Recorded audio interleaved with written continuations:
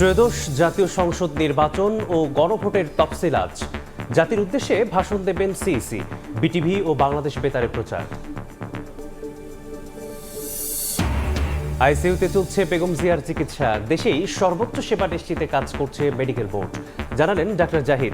প্রয়োজনে নেওয়া হতে পারে বিদেশে। এখনও উদ্ধার হয়নি রাজশাহীতে নলকূপের পাইপে আটকে পড়া শিশু সাজ্জাদ। প্রাণপণ চেষ্টা ফায়ার সার্ভিসের। সন্তানের জন্য অধীর অপেক্ষায় বাবা মা, স্তব্ধ গোটা এলাকা। ১৩ বছর পর ডিসেম্বরেই চালু হচ্ছে বাংলাদেশ পাকিস্তান সরাসরি ফ্লাইট। সপ্তাহে চলবে ৩টি। দ্বিপাক্ষিক বাণিজ্যের উপর নির্ভর করছে সাফল্য, মত অর্থনীতিবিদদের। এবং খেলাপির চাপে বন্ধ হতে যাচ্ছে নন ব্যাংকিং ৯ আর্থিক প্রতিষ্ঠান।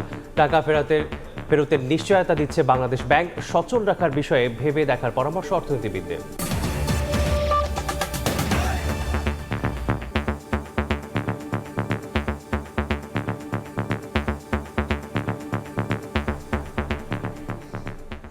সকালের সময় সঙ্গে আছি আমি মেসবাহুল আলিফ।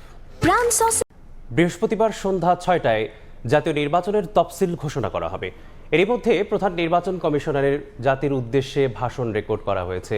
এর আগে বুধবার দুপুরে ত্রয়োদশ জাতীয় সংসদ নির্বাচন ও গণভোটের বিষয়ে বঙ্গভবনের রাষ্ট্রপতির সঙ্গে বৈঠক করে নির্বাচন কমিশন। পরে ইসি সচিব জানান, সুষ্ঠু নির্বাচনের সব ধরনের সহায়তার আশ্বাস দিয়েছে রাষ্ট্রপতি। ত্রয়োদশ জাতীয় সংসদ নির্বাচন ও গণভোটের তারিখ জানা যাবে বৃহস্পতিবার সন্ধ্যা ৬টায়। তফসিল ঘোষণা করবেন সিইসি। এরই অংশ হিসেবে বুধবার বিকেল ৪টায় রেকর্ড করা হয় তফসিল ঘোষণার ভাষণ। পরে গণমাধ্যমকে ইসি সচিব জানান, বৃহস্পতিবার ৩০০ আসনের তফসিল ঘোষণা করবেন সিইসি। ইসির গ্যাজেটেই হবে ভোটের তফসিল। আগামীকাল সন্ধ্যা ৬টার সময় তফসিল ঘোষণা করা হবে। মাননীয় প্রধান নির্বাচন কমিশনার উনি জাতির উদ্দেশ্যে ভাষণ দেবেন, এখানে তফসিল ঘোষণা করে দিবেন। এর আগে বেলা 11:30টার দিকে বঙ্গভবনের উদ্দেশ্যে রওনা দেন এএমএম নাসিরউদ্দিন নেতৃত্বাধীন নির্বাচন কমিশন। আধা ঘন্টার মধ্যেই পৌঁছে যান। দেখা করেন রাষ্ট্রপতি মোহাম্মদ শাহাবুদ্দিনের সঙ্গে। প্রধান নির্বাচন কমিশনারের সঙ্গে ছিলেন ৪ নির্বাচন কমিশনার এবং ইসি সচিব। ২ ঘন্টার বৈঠকে আলোচনা হয় ত্রয়োদশ জাতীয় সংসদ নির্বাচন এবং গণভোটের সার্বিক প্রস্তুতি নিয়ে। রাষ্ট্রপতি সুষ্ঠু ভোট আয়োজনে সব ধরনের সহায়তার আশ্বাস দিয়েছেন বলেও জানান তিনি। দুটো ভোট একই দিনে হওয়ার বিষয়ে, জাতীয় সংসদ নির্বাচন এবং গণভোট, এই দুটো বিষয় কিভাবে আমরা করব, ব্যালট পেপারগুলো কিভাবে তৈরি করা হচ্ছে, ব্যালট পেপারগুলোর রং কি হবে, ব্যালট পেপার কিভাবে একজন একজন ভোটারকে দেওয়া হবে, ওনাকে বিস্তারিত জানানো হওয়ার পরে উনি বলেছেন যে হ্যাঁ, সন্তোষ প্রকাশ করেছেন। জাতীয় নির্বাচনে অংশ নিতে যাচ্ছেন প্রায় ১৩ কোটি ভোটার। ৪২,৭৬১টি ভোট কেন্দ্র চূড়ান্ত করেছে ইসি। জাতীয় নির্বাচন এবং গণভোট একই দিনে হওয়ায় ভোটের সময় ১ ঘন্টা বাড়ানো হয়েছে। সময় বাঁচাতে একটি কক্ষে রাখা হয়েছে ২টি গোপন বুথ। কাউসারা চৌধুরী কুমু, সময় সংবাদ, ঢাকা। সিসিইউ থেকে আইসিইউতে স্থানান্তর করা হলো বিএনপি চেয়ারপারসন বেগম খালেদা জিয়াকে। এমনটাই জানিয়েছেন তার ব্যক্তিগত চিকিৎসক ডাক্তার এজেড জাহিদ হোসেন। বলেন, চিকিৎসা গ্রহণ করতে পারছেন বেগম জিয়া। রাতে রাজধানীর এভার কেয়ার হাসপাতালে সাংবাদিকদের তিনি আরও জানান, এখনই বিদেশে নেওয়া সম্ভব হচ্ছে না বিএনপি চেয়ারপারসনকে।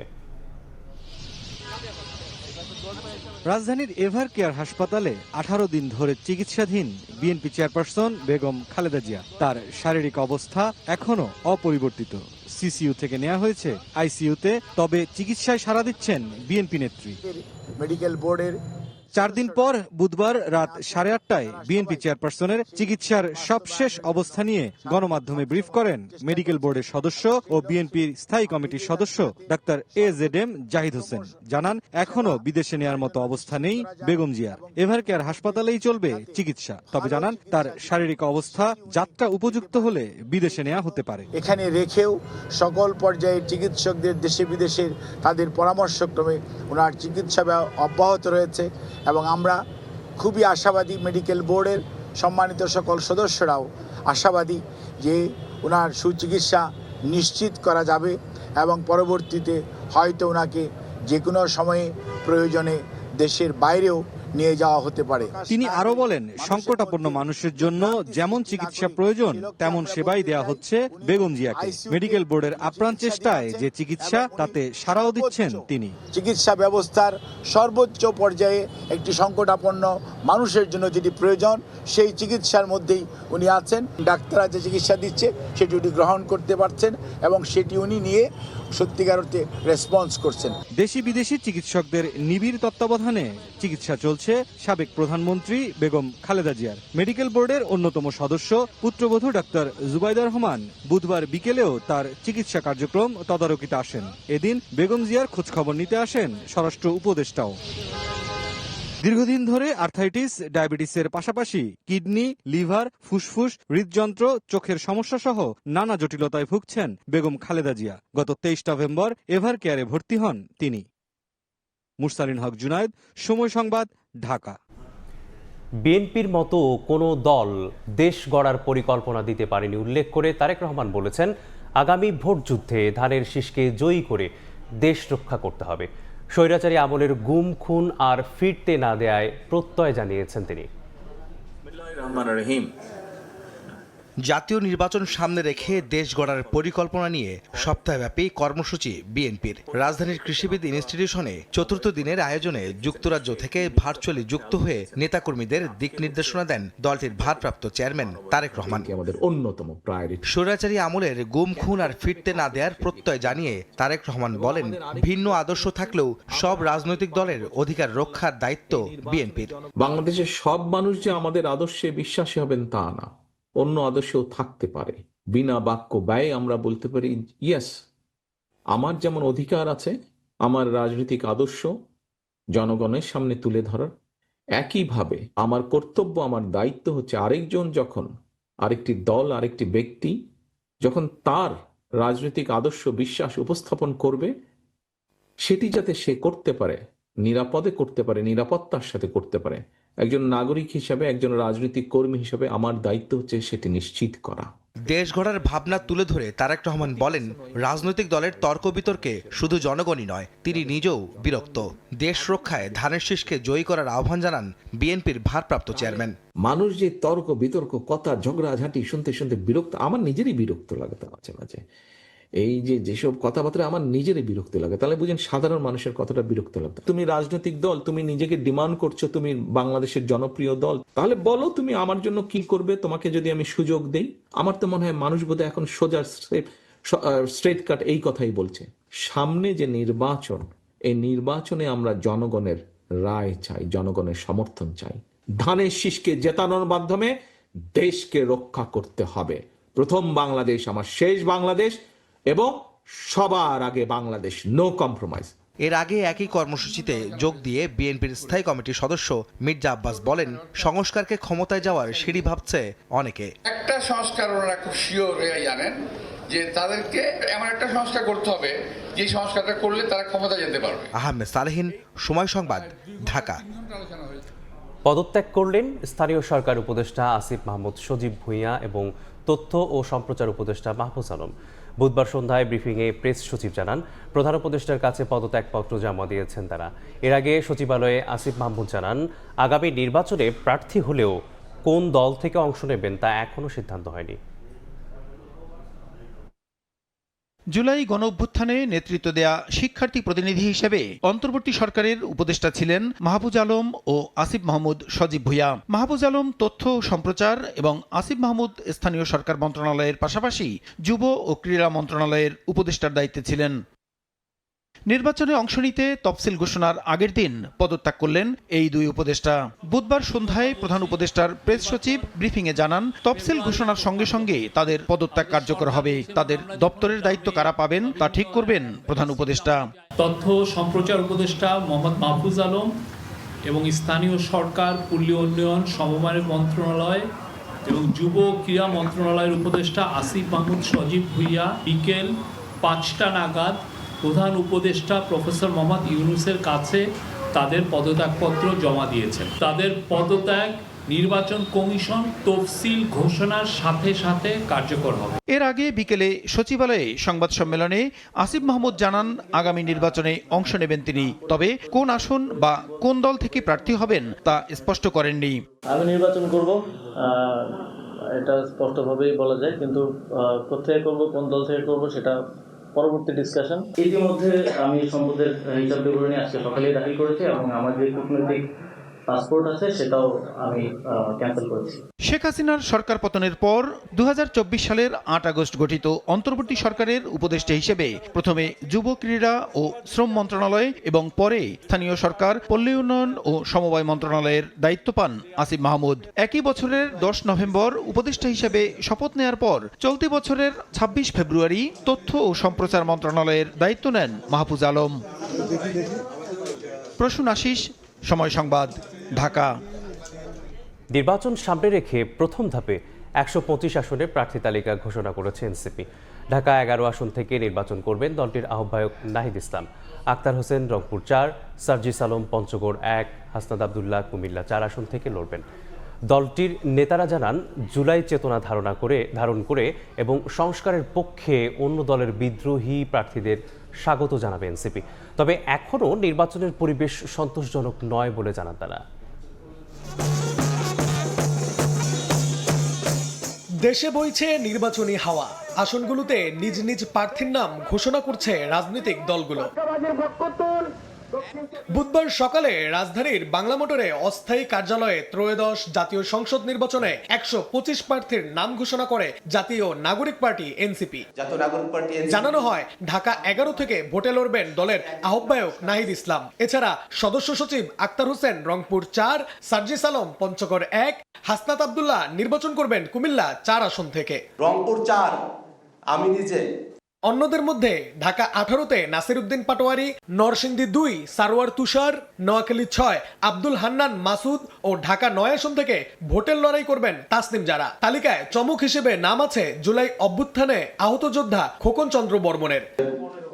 জুলাই চেতনা ধারণ করে এবং সংস্কারের পক্ষে থাকা অন্য দলের বিদ্রোহী প্রার্থীদের স্বাগত জানাবে এনসিপি। কোন ধরনের অভিযোগ আসে জাতীয় নাগরিক পার্টি এনসিপি যাচাই বাছাই করে মনোনয়ন বাতিল করার সিদ্ধান্ত গ্রহণ করবে। ধাপে ধাপে 300 আসনেই প্রার্থী ঘোষণা করা হবে জানিয়ে এনসিপির আহ্বায়ক বলেন এখনো সন্তোষজনক নয় নির্বাচনী পরিবেশ। বিভিন্ন শ্রেণী পেশার সবকিছু সমন্বয় আমরা করব। আমরা প্রাথমিক এই 125 তালিকায় সেই রেশিওটা মেনটেন করার চেষ্টা করেছি। প্রার্থী তালিকায় কৃষক, শিক্ষাবিদ, পেশাজীবী, জুলাই যোদ্ধা থেকে শুরু করে সব শ্রেণী পেশার মানুষদের প্রাধান্য দেওয়া হয়েছে বলে জানান এনসিপি নেতারা। নাইম হাসান, সময় সংবাদ, ঢাকা। সকালের সময় আরও থাকছে। খুলনা শহরের অর্ধশতাধিক ভবন ঝুঁকিপূর্ণ হিসেবে চিহ্নিত। বেশিরভাগই বসবাস করছে লোকজন। নানা সীমাবদ্ধতায় অপসারণ করতে পারছে না সিটি কর্তৃপক্ষ। রাজশাহীতে পরিত্যক্ত গভীর নলকূপের মুখ খোলা পাইপে এখনও আটকে আছে 2 বছরের শিশু সাজ্জাদ। তাকে উদ্ধারের চেষ্টা চালাচ্ছে ফায়ার সার্ভিস। বুধবার দুপুরে প্রায় 30 ফুট গভীর পাইপে পড়ে যায় শিশুটি। দীর্ঘদিন ধরে গভীর নলকূপের পাইপ খোলা রাখায় বরেন্দ্র কর্তৃপক্ষের সংশ্লিষ্ট কর্মকর্তাকে আইনের আওতার আনার দাবি জানিয়েছেন স্বজন ও এলাকাবাসী।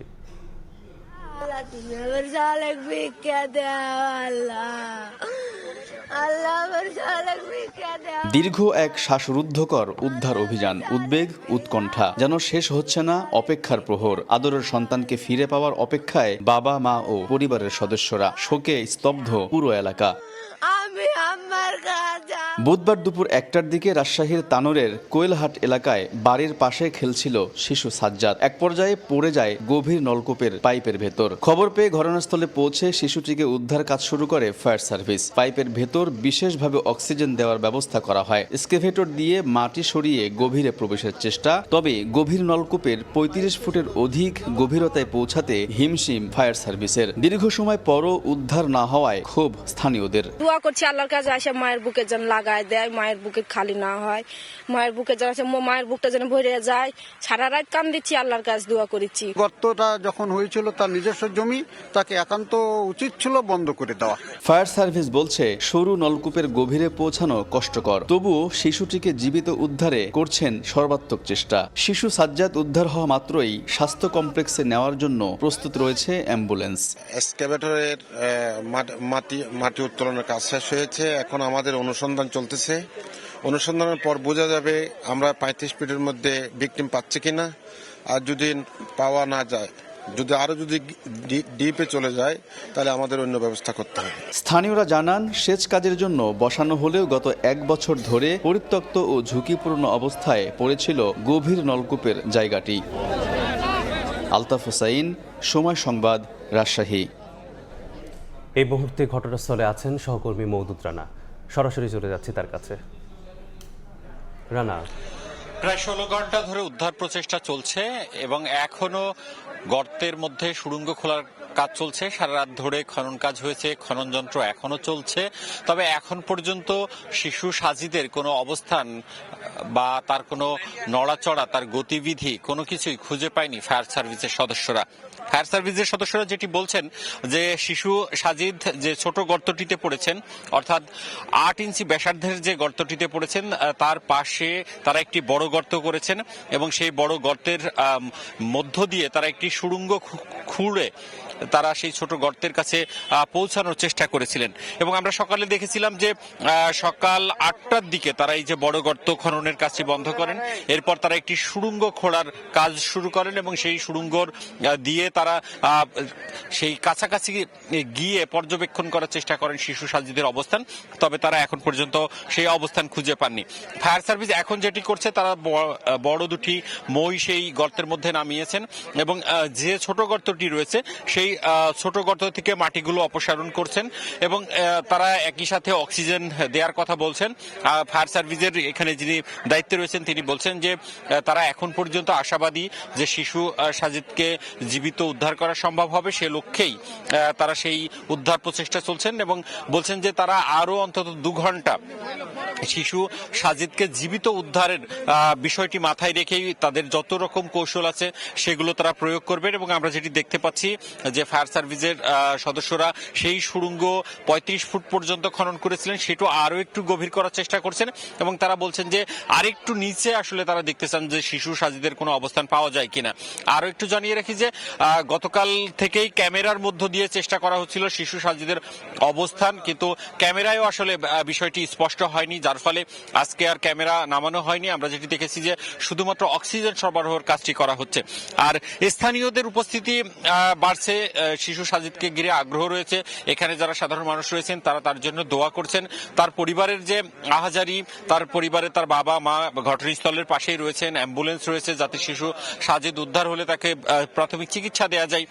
সব মিলিয়ে উদ্ধার কাজ চলছে। আর আপনাকে জানিয়ে রাখি যে গতকাল দুপুরবেলা শিশু সাজিদের মা তার আরেকটি ছোট ছেলে সন্তান, সেই সন্তানকে কোলে নিয়ে এবং শিশু সাজিদকে হাতে করে তারা এই স্থানটি পার হচ্ছিলেন এবং সেই স্থান পার হওয়ার সময় শিশু সাজিদ আসলে এখানে যে এখানে ধানের যে খড়, সেই খড়ের আস্তরণ ছিল এবং সেই খড়ের আস্তরণের মধ্যে একটি ছোট গর্ত ছিল। শিশু সাজিদ যখন তার মায়ের সাথে যাচ্ছিলেন তখন অসাবধানতাবশত সেই গর্তের মধ্যে পড়ে যান। এরপর সাজিদের মায়ের চিৎকারে স্থানীয়রা উদ্ধার তৎপরতা শুরু করে বেলা 2:30টার সময় এবং পরে ফায়ার সার্ভিস 4টার সময় এসে উদ্ধার তৎপরতা শুরু করে। সেই উদ্ধার তৎপরতা এখনো চলছে। এই ছিল রাজশাহী তানুর থেকে আমার কাছে সর্বশেষ। শিশু সাজ্জাদের উদ্ধার তৎপরতা এখনো চলছে। এ নিয়ে বিস্তারিত জানাতে যুক্ত ছিলাম ঘটনাস্থলে। 13 বছর বন্ধ থাকার পর আবার চালু হতে যাচ্ছে বাংলাদেশ ও পাকিস্তানের মধ্যে সরাসরি ফ্লাইট। সবকিছু ঠিক থাকলে ডিসেম্বরের প্রাথমিকভাবেই ঢাকা করাচি রুটে সপ্তাহে 3টি ফ্লাইট চলবে। দুদেশের মধ্যে অর্থনৈতিক সম্পর্ক এবং বাণিজ্যিক আদান প্রদানের উপর এই রুটের সাফল্য নির্ভর করবে বলে মনে করছেন অর্থনীতিবিদরা। রৌনক নিয়ন্তার প্রতিবেদন। দীর্ঘদিনের নীরবতা ভেঙে আবারও আলোচনার টেবিলে বাংলাদেশ পাকিস্তান সম্পর্ক। 24 আগস্ট পরবর্তী সময় থেকে দুদেশের সম্পর্ক স্বাভাবিকের পথে। সম্প্রতি পাকিস্তানের শীর্ষ মন্ত্রীদের সফর দুই দেশের দ্বিপক্ষীয় সম্পর্কের ক্ষেত্রে যোগ করেছে নতুন মাত্রা। স্বাক্ষরিত হয়েছে কূটনীতি, বাণিজ্য ও সংস্কৃতি বিনিময় জোরদারের লক্ষ্যে একাধিক সমঝোতা স্মারক। এরই ধারাবাহিকতায় প্রায় ১৩ বছর বন্ধ থাকার পর খুলতে যাচ্ছে ঢাকা করাচির আকাশপথ। দুই দেশের মধ্যে ফ্লাইট চলাচলের জন্য বাংলাদেশ থেকে বিমান বাংলাদেশ এয়ারলাইন্স, অন্যদিকে ফ্লাই জিন্নাহ ও এয়ার সিয়াল নামের পাকিস্তানের দুটি বেসরকারি বিমান সংস্থা সম্প্রতি বাংলাদেশ বেসামরিক বিমান চলাচল কর্তৃপক্ষের অনুমোদন পেয়েছে। এই রাজনৈতিক সদিচ্ছাটা অর্থনৈতিক লাভের দিকে যাবে কিনা, এখন বাংলাদেশের ব্যবসায়ীরা যদি লাভটা না দেখে তাহলে তো তারা খুব একটা উৎসাহী হবে না, কারণ মোটামুটি যেসব আইটেমস আছে সেটা অনেকটা কম্পিটিটিভ। রাজনৈতিক সদিচ্ছা তৈরি হয়েছে, কোনো সন্দেহ নেই, কিন্তু ওটা টেকসই হওয়া বা ওটা বড় করার পিছনে যে জিনিসটা গুরুত্ব দেওয়া দরকার সেটা হলো অর্থনৈতিক কোনো কাঠামো তৈরি করা যায় কিনা। এই ফ্লাইট দক্ষিণ এশিয়ার মধ্যে আঞ্চলিক সহযোগিতা ও বাণিজ্য বৃদ্ধি এবং সংযোগ শক্তিশালী করতে গুরুত্বপূর্ণ ভূমিকা রাখতে পারে বলে মনে করছেন অর্থনীতিবিদরা। আমরা এটাকে বৃহত্তর দক্ষিণ এশীয় প্রেক্ষাপটেও দেখতে পারি। আমাদের দক্ষিণ এশিয়ায় এক দেশের সাথে আরেক দেশের যোগাযোগ ব্যবস্থা খুবই দুর্বল এবং সেখানে আমরা যখন বাণিজ্য করি তখন বেশি সময় লাগে। এটার ফলে যোগাযোগ এবং মানুষের আসা যাওয়ার ফলে আমাদের যে ব্যবসা বাণিজ্যিক যে সম্পর্ক, সেই সম্পর্কটার ক্ষেত্রেও এটা একটা ইতিবাচক ভূমিকা রাখতে পারে। বাংলাদেশে বাণিজ্য করতে পাকিস্তানের অনেক কোম্পানি এখন আগ্রহী বলে জানান অর্থ উপদেষ্টা। আবার আমাদের তো জিও সেদিন বললো, জিও আবার আসতে চায়। জেনারেল ইলেকট্রনিক্স সবচেয়ে ফেমাস, যে বাংলাদেশের প্রথম, ইভেন পাকিস্তান আমাদের প্রথম ইলেকট্রনিক জেনারেটর ফার্ম তো জিই, তো ওরাই তো শুরু করে, ওরা আবার নতুন করে আবার বলছে। নিরাপত্তা ঝুঁকির কারণ দেখিয়ে 2012 সালে তৎকালীন সরকার বন্ধ করে দেয় এই আকাশপথ। রৌনক নিয়ন্তা, সময় সংবাদ, ঢাকা। তারল্য সহায়তা দিয়ে দুর্বল ব্যাংককে বাঁচিয়ে রাখা হলেও খেলাপির চাপে বন্ধ হতে যাচ্ছে নন ব্যাংকিং নয় আর্থিক প্রতিষ্ঠান। এখানেও ব্যাংকের মতোই অবসায়ন প্রক্রিয়া অনুযায়ী এসব প্রতিষ্ঠানে জমানো টাকা ফেরত দেওয়ার নিশ্চয়তা দিচ্ছে বাংলাদেশ ব্যাংক। তবে কোন তহবিল গঠন করে সচল রাখা যায় কিনা তা আবারও ভেবে দেখার পরামর্শ অর্থনীতিবিদদের। সাইফুল ইসলামের রিপোর্ট। টিউশনির টাকা, বাবার রেখে যাওয়া অর্থ, মা ও ভাইয়ের সঞ্চয়, লাভের আশায় সব মিলিয়ে প্রায় 7 লাখ টাকা আভিবা ফাইন্যান্সে বিনিয়োগ করেন গাজীপুরের বাসিন্দা সৈকত দাস। জানান, প্রতিষ্ঠানটি বন্ধের ঘোষণা আসায় নিজের জমানো টাকা তুলতে গিয়েও বারবার ফিরে আসতে হচ্ছে খালি হাতে। এই টাকা ব্যতীত আমার অন্য কোনো টাকা পয়সা নেই এবং এই 1 বছর ধরে আমরা খুবই মানবতার জীবনযাপন করছি। এখন যদি এই ফাইন্যান্সগুলো যদি দেউলিয়া ঘোষণা করা হয় এবং আমাদের যদি কোনো প্রকার টাকা পয়সা আমাদের যদি না দেওয়া হয়, তাহলে মূলত কথাটা সত্যি বলা হচ্ছে, যেটা আত্মহত্যা করার ব্যতীত মানুষের কোনো উপায় থাকবে না। শুধু সৈকত নয়, এমন বহু মানুষ বিপাকে পড়েছেন খেলাপি ঋণ, জালিয়াতি ও দুর্নীতির কারণে বন্ধ হতে যাওয়া ব্যাংক বহির্ভূত আর্থিক প্রতিষ্ঠানে আমানত রেখে। কোম্পানির কাছে যাই, আর লাস্ট যেটা আমাকে বলছে, মানে থ্রেড স্বরূপ, সেটা আমাকে বলতেছে যে আপনি একজন উপদেষ্টা, আপনি একজন সচিব, এমপি বা আপনি হচ্ছে একজন এসপি, তাহলে আমরা টাকা দিয়ে দিব। আমরা যদি প্রেশার ক্রিয়েট করেন, আমরা টাকা দিয়ে দিব। ক্ষুদ্র ক্ষুদ্র টাকাগুলো জমাই তো আমরা কিছু একটা করার স্বপ্ন দেখি, তো এই স্বপ্নটা তো আমাদের অবশ্যই ভেঙে যাওয়ার মতো অবস্থায় দাঁড়ালো। এই অবস্থায় আর্থিক খাতে শৃঙ্খলা ফেরাতে 9টি প্রতিষ্ঠান বন্ধের সিদ্ধান্ত নিয়েছে বাংলাদেশ ব্যাংক। কেন্দ্রীয় ব্যাংকের তথ্য, গত বছর ব্যাংক বহির্ভূত আর্থিক খাতের 35টি প্রতিষ্ঠানে 25,089 কোটি টাকা খেলাপি ঋণ ছিল। তার 52%ই ওই 9টি প্রতিষ্ঠানের। তবে এমন কঠোর সিদ্ধান্তেও আমানতকারীদের কোনো ক্ষতি হবে না বলে জানিয়েছে বাংলাদেশ ব্যাংক। বিএফআইগুলো যাদের অবস্থা খুবই খারাপ, তাদের ঘুরে দাঁড়ানোর কোনো সম্ভাবনা নেই, সেগুলো অবসান হবে। কিন্তু অবসানের যে বিভিন্ন ধাপ রয়েছে, যেমন এখানে যারা আমানতকারীতে আছে তাদেরকে কিভাবে তাদের আমানতের ফেরত দেওয়া হবে। ব্যাংকের ক্ষেত্রে যে 5টি ব্যাংক যেগুলো মার্চ হলো, সেখানে তো আমরা কোনো লোকবল ছাঁটাইয়ের ইস্যু আসেনি, কিন্তু অবসান যখন হবে তখন তো লোকবল ছাঁটাই শব্দটাই থাকবে না, দ্যাট ইজ প্রতিষ্ঠানই থাকছে না। প্রতিষ্ঠান বন্ধ হলে খেলাপি ঋণের কি হবে, আর কিভাবেই বা ফেরত দেওয়া হবে আমানতকারীদের অর্থ?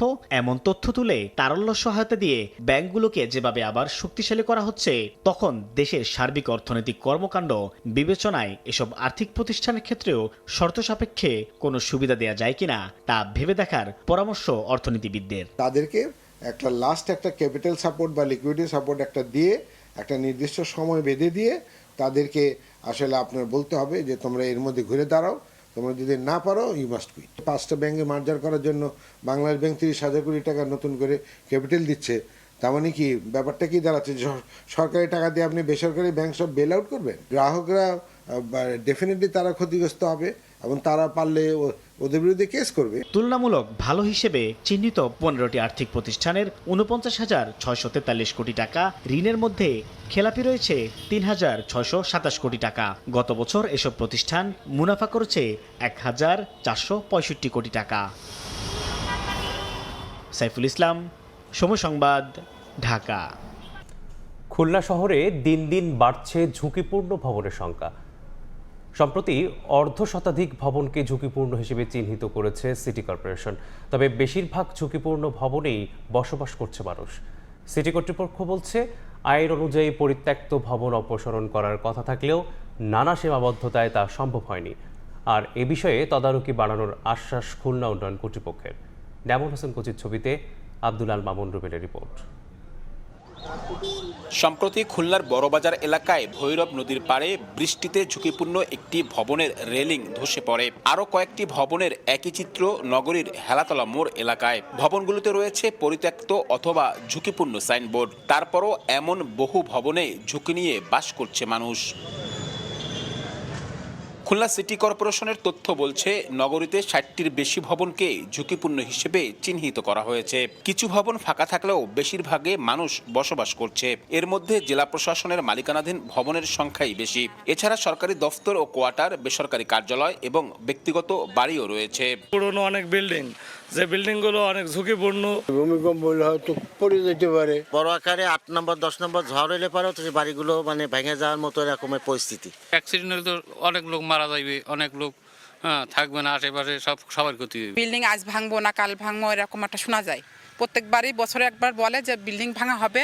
সিটি কর্তৃপক্ষ বলছে, আইন অনুযায়ী পরিত্যক্ত ভবন অপসারণ করার কথা থাকলেও নানা সীমাবদ্ধতায় তা সম্ভব হয়নি। আমরা ভবনগুলো চিহ্নিত করব, চিহ্নিত করে যত দ্রুত সম্ভব এটার ব্যবস্থা নিব। কন্ডেমনেশন কমিটির মিটিং হয়ে গেছে, কন্ডেমনেশন করার নীতিগত সিদ্ধান্ত হয়েছে, তা আমরা দ্রুতই ওইটা অপসারণ করব। শুধু পুরাতন ভবন নয়, নতুন অনেক ভবনেই মানা হচ্ছে না ভূমিকম্প সহনশীল নকশা।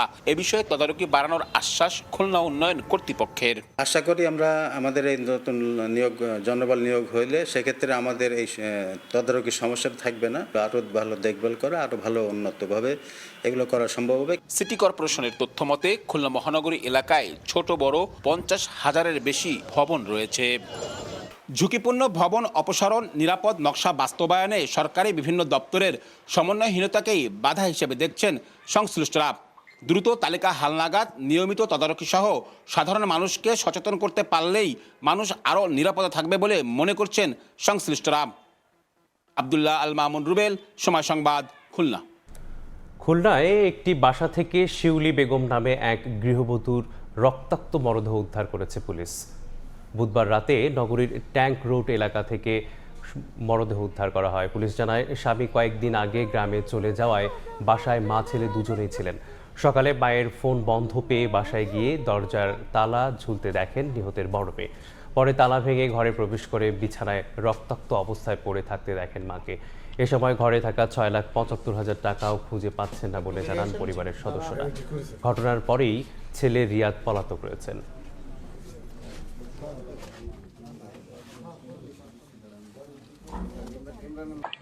ওর জুতো আছে, মার জুতো আছে, তাহলে ও গেল কই? পরে ওই আমার হাজবেন্ড গেছে যে সিসি ক্যামেরা আছে, সিসি ফুটেজ টাইনে দেখে যে ও সকাল 7:50 বাসা থেকে বের হয়ে গেছে ব্যাগ ট্যাগ নিয়ে। পুরো মাথার মাঝখানেই বড় আঘাত আছে, শিলপাটা বা ধারণা করা হচ্ছে শিলপাটার এটা দিয়ে মারা হয়েছে। এই ক্রাইম সিনে যেসব আলামত পাওয়া যায় সে বিষয়গুলো যথাযথভাবে সংরক্ষণ করার চেষ্টা করা হচ্ছে, যাতে করে পরবর্তীতে এই বিষয়ে আমরা সুষ্ঠুভাবে তদন্ত করতে পারি। কাস্টমস হাউস হিসেবে প্রজ্ঞাপন জারির 2 মাসেও কার্যক্রম শুরু হয়নি সাতক্ষীরার ভোমরা বন্দরে। এখনও শূন্য কমিশনার পদ। ব্যবসায়ীরা বলছেন, পূর্ণাঙ্গ কাস্টমস হাউসের কার্যক্রম শুরু হলে বাড়বে আমদানি রপ্তানি। আর বন্দর কর্তৃপক্ষ বলছে, আধুনিক ওয়্যারহাউস, ওপেন ইয়ার্ড, আলাদা ট্রাক টার্মিনাল সহ অবকাঠামো উন্নয়নের কাজ হাতে নেওয়া হয়েছে। মমতাজ আহমেদ বাপির পাঠানো তথ্য, ছবি নিয়ে রিপোর্ট। 1996 সালে যাত্রা শুরু করে ভোমরা শুল্ক স্টেশন। চলতি বছরের 14 অক্টোবর অর্থ মন্ত্রণালয়ের প্রজ্ঞাপন জারির মধ্য দিয়ে শুল্ক স্টেশনকে কাস্টমস হাউস হিসেবে ঘোষণা করা হয়। তবে প্রায় 2 মাসেও কোনো কর্মকর্তা নিয়োগ না হওয়ায় কাজের পরিধি বাড়ছে না। দিন দিন বন্দরে কাজ কমে যাওয়ায় বিপাকে পড়েছেন শ্রমিক কর্মচারীরা। পণ্য আমদানি বাড়লে সংকট সমাধান হবে বলে জানান তারা। কর্মসংস্থান কমে যাবে, কারো কর্ম থাকবে না, এখানে বলতে গেলে চলে। কিছু সংখ্যক মানুষের হয়তো কাজকর্ম থাকতে পারে। সামান্য গোটা কয়েক পাথর থেকে যদি পাথরও না আসে তাহলে আমাদের সবার রুটি রোজগারের সমস্যা হবে। আমাদের ভোমরা বাটারে কোনো খেয়ালই নেই, বেনা বলে এরকম উন্নতি আছে, আমাদের কোনো উন্নতি নেই রাস্তায়। ব্যবসায়ীরা বলছেন পূর্ণাঙ্গ কাস্টমস হাউসের কার্যক্রম শুরু হলে বাড়বে আমদানি রফতানি। এজন্য দ্রুত কমিশনার নিয়োগের দাবি তাদের। কমিশনার এবং অন্যান্য যে কর্মকর্তারা যদি এখানে যারা নিজের কাস্টমস হাউস বাস্তবায়ন হয় তাহলে আমাদের এখানে গাড়ির সংখ্যা বাড়বে। এখানে আমাদের প্রত্যেকেরই আপনার রুজি কর্মসংস্থানের সুযোগ হবে। 18 নভেম্বর 2025 সালে আমাদের জিও হয়ে যায় এবং কাস্টম নিয়োগ আমাদের খুব তাড়াতাড়ি চলে আসবে ইনশাল্লাহ। বন্দর কর্তৃপক্ষ বলছে আধুনিক ওয়্যার হাউস, ওপেন ইয়ার্ড ও আলাদা ট্রাক টার্মিনাল সহ অবকাঠামো উন্নয়নের কাজ হাতে নেওয়া হয়েছে।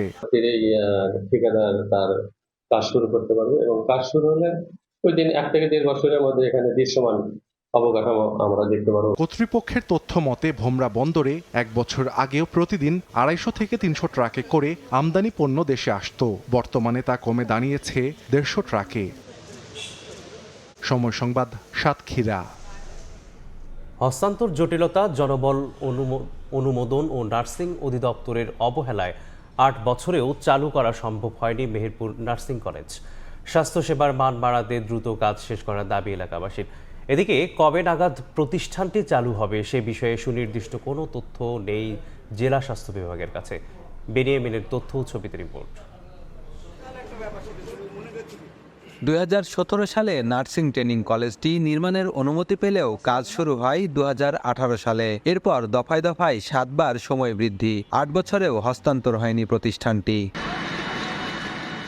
2020 সালে কলেজটি হস্তান্তরের কথা থাকলেও নানা অজুহাতে তা পিছিয়েছে ঠিকাদার প্রতিষ্ঠান। অথচ নার্সিং ট্রেনিং কলেজ নির্মাণের খবরে আশায় বুক বেঁধেছিলেন এলাকাবাসী। নার্সিং ইনস্টিটিউটটি চালু হলে, কাজ সম্পন্ন হলে আমাদের মেহেরপুর থেকে অনেক স্বাস্থ্যকর্মী বের হবে। এটা যদি চালু হলে পরে এই নার্সের বিষয় নিয়ে আমাদের মেহেরপুর জেলার অনেক মানুষের উপকার হবে। বর্তমান যারা ক্ষমতায় আছে তারা অতি দ্রুত এই বিল্ডিংটি হ্যান্ডওভার করে স্ব প্রতিষ্ঠান হিসাবে চালু করার জন্য আমি বিশেষভাবে সবার কাছে অনুরোধ জানাচ্ছি।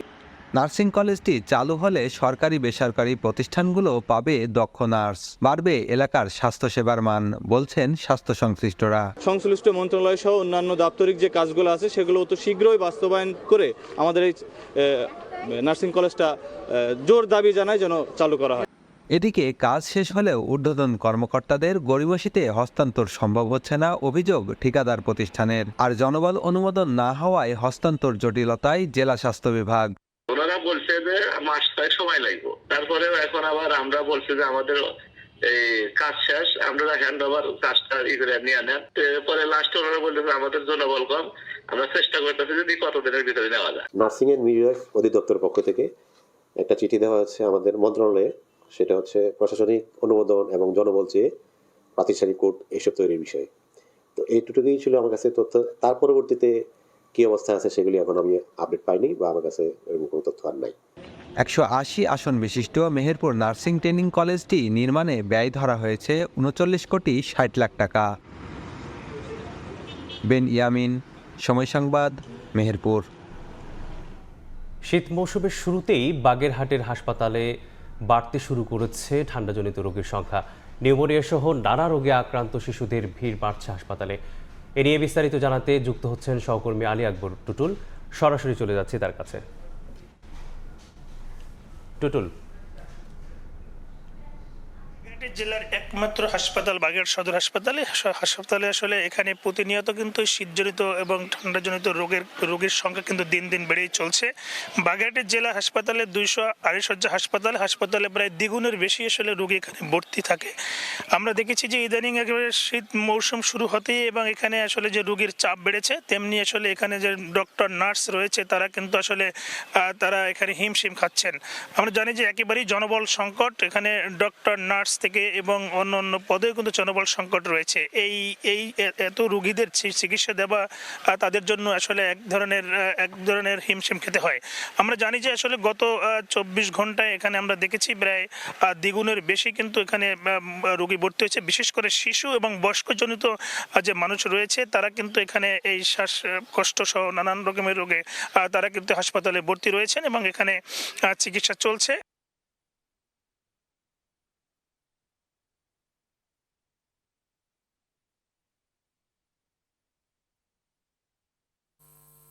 প্রতিনিয়ত তারা কিন্তু এখানে আর এছাড়া আসলে আউটডোরে ইনডোরে কিন্তু অনেক রোগী এখানে আসেন এবং চিকিৎসা দেন এবং আসলে এখানে রোগীরা কিন্তু বলছেন আসলে যেখানে যে প্রয়োজনীয় চিকিৎসা সেটা আসলে পাচ্ছেন না এবং অনেক সময় দেখা যায় তারা কিন্তু হসপিটাল কারণ বাগেরহাট হাসপাতালে ডাক্তার পান এবং এই কারণে আসলে যেতে হয় খুলনা বা এবং এছাড়া আসলে উপকূলীয় জেলায় ভেনেজুয়েলার তেলবাহী ট্যাঙ্কার জব্দ করেছে যুক্তরাষ্ট্র। বুধবার বিষয়টি নিশ্চিত করেছেন মার্কিন প্রেসিডেন্ট ডোনাল্ড ট্রাম্প। তবে কী কারণে এটি জব্দ করা হয়েছে তা বিস্তারিত জানাননি তিনি। এদিকে ভেনেজুয়েলায় সম্ভাব্য হামলার প্রস্তুতি হিসেবে পুয়ের্তো কিওয়ে সামরিক উপস্থিতি আরও বাড়িয়েছে যুক্তরাষ্ট্র। মার্কিন এ ধরনের আচরণকে অবৈধ আখ্যা দিয়েছেন প্রেসিডেন্ট নিকোলাস মাদুরো। ভেনেজুয়েলা সরকারের ওপর চাপ বাড়াতে একের পর এক কঠোর পদক্ষেপ নিচ্ছে যুক্তরাষ্ট্র। মাদক নির্মূলের নামে দেশটির উপকূলের কাছে মার্কিন রণতরী মোতায়েন, মাদক পরিবহনের অভিযোগে বিভিন্ন নৌযানে হামলার মতো ঘটনাও ঘটেছে। এবার ভেনেজুয়েলার তেলবাহী ট্যাঙ্কার জব্দ করল যুক্তরাষ্ট্র। বুধবার হোয়াইট হাউসে সাংবাদিকদের সঙ্গে আলাপকালে যুক্তরাষ্ট্রের প্রেসিডেন্ট ডোনাল্ড ট্রাম্প জানান, মার্কিন সেনাদের সহায়তায় কোস্টগার্ড বড় একটি তেলবাহী ট্যাঙ্কার জব্দ করে। এমন পদক্ষেপের কারণ জানতে চাইলেও এ বিষয়ে বিস্তারিত কিছু বলেননি ট্রাম্প। শুধু জানান, দীর্ঘ সময়ের জন্য এই ট্যাঙ্কার যুক্তরাষ্ট্রের হেফাজতে থাকবে।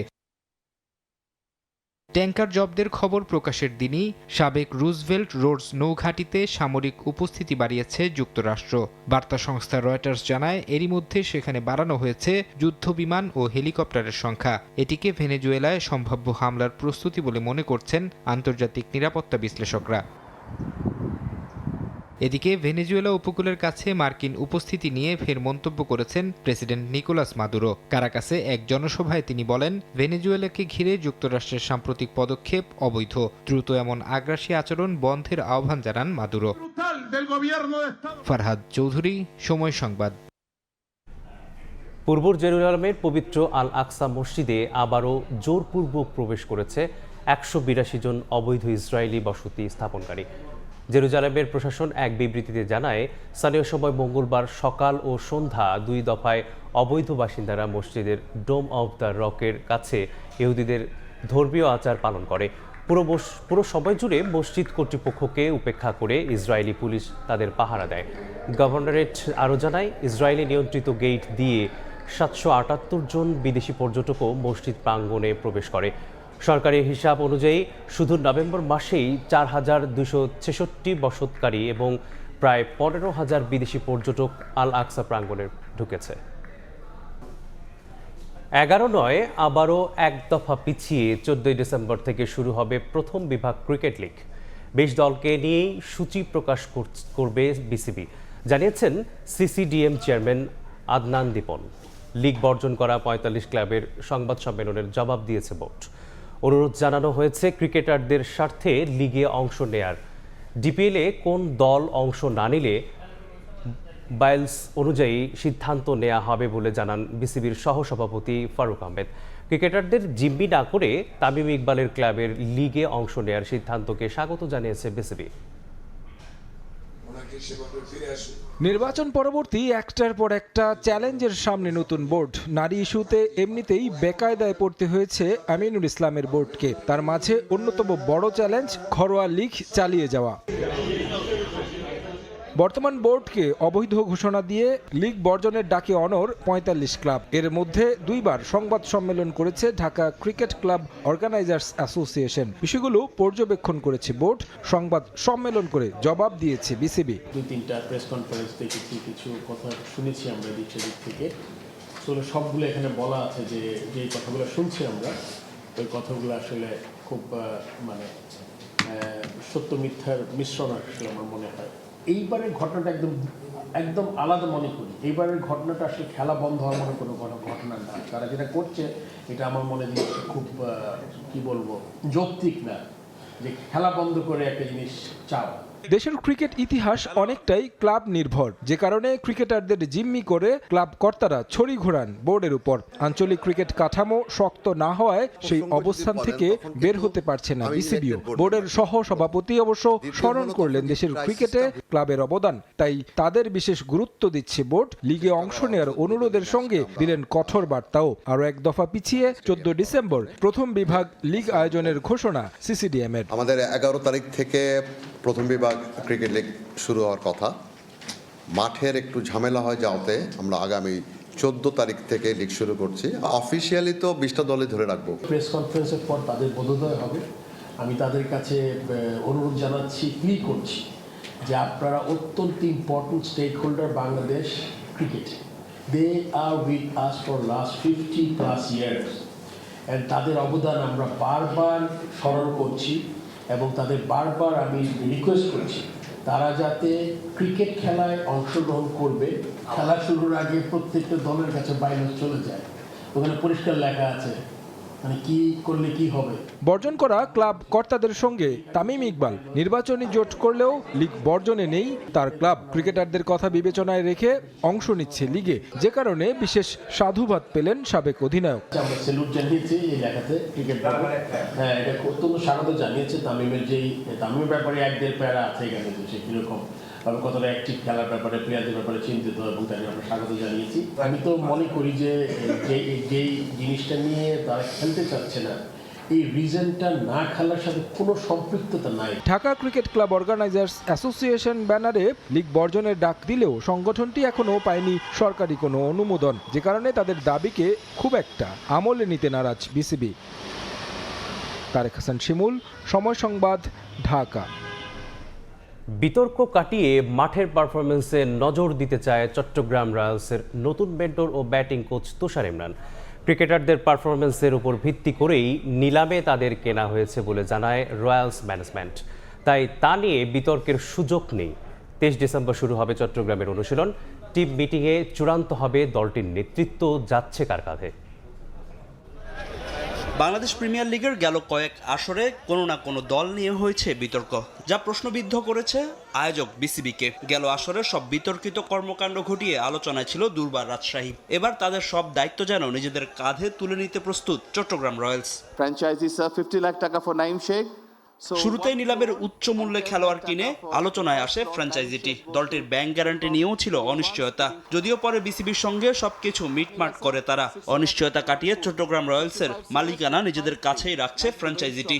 তবে প্রশ্ন ওঠে মেন্টর হিসেবে নিয়োগ পাওয়া হাবিবুল বাশারের হঠাৎ সরে দাঁড়ানো। টুর্নামেন্ট শুরুর আগে এমন সব কর্মকাণ্ড প্রশ্নবিদ্ধ করে তুলেছে ফ্র্যাঞ্চাইজিটিকে। তবে বিপিএল শুরুর আগে নিজেদের নিয়ে ওঠা প্রশ্নের জবাব দিয়েছে দলটি। হাবিবুল বাশার সুমনের জায়গায় নতুন মেন্টর ব্যাটিং কোচ হিসেবে নিয়োগ দেওয়া হয়েছে তুষার ইমরানকে। অনেক ধরনের কথা বলছেন যে কন্ট্রোভার্সির একটা জায়গা থাকে যে এই টিমটা কেমন পারফরমেন্স করবে।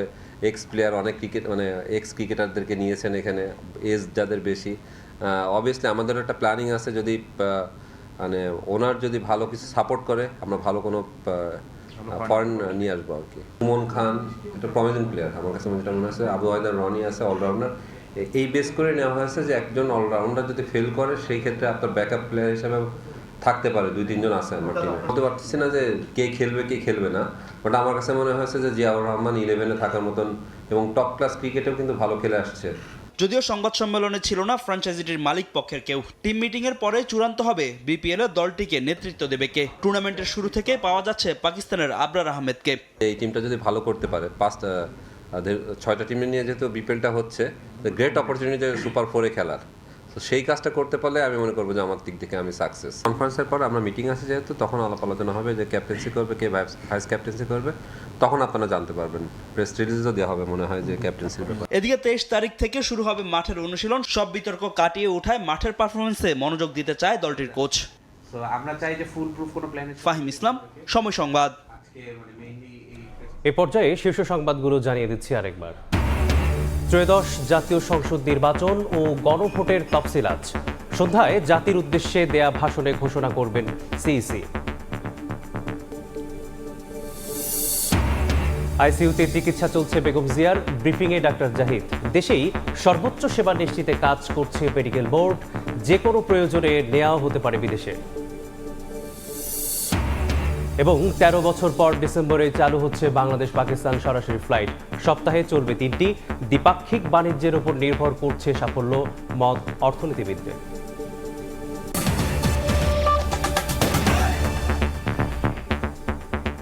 এই ছিল সকালের সময়ে। আন্তর্জাতিক সময়ের সঙ্গে থাকবেন কাজল আব্দুল্লাহ। ধন্যবাদ আলিফ। আন্তর্জাতিক সময় নিয়ে আসছি কিছুক্ষণ পরে, সঙ্গে থাকুন সময়।